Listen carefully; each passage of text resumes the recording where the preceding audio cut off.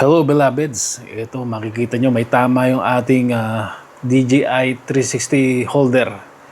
Ayan o, naputol. At hindi yung dinaan na kasing lubak kaya bumigay. Kaya meron tayong biniling kapalit. Ito, tingnan natin kung quality. Tara, let's go, buksan natin.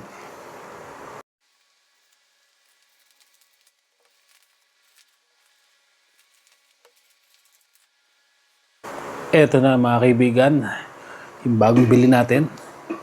Kung mapapansin nyo, makapal to. Ayan o. Solid o. Kapal. Compared dito sa ating stock na nabilihan natin, ito manipis. Ayan o, layo ng diferensya. Sobrang kapal nitong stock natin. O, sobrang kapal nitong ating bagong bili. Ayan o.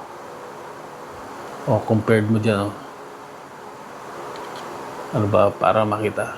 Yan. Oh, ang layo ng diferensya.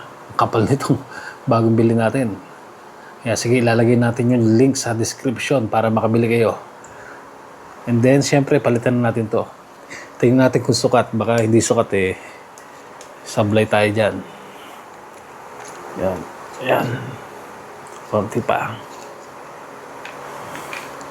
Yan. Tingnan natin kung sukat. O hindi. Iyon, sukat.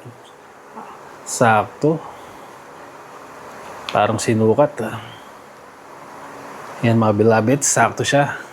Ang kapal Pag naputol niya pa to ewan ko lang.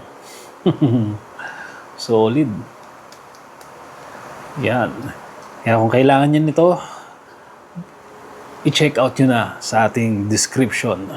Alright. Perfect.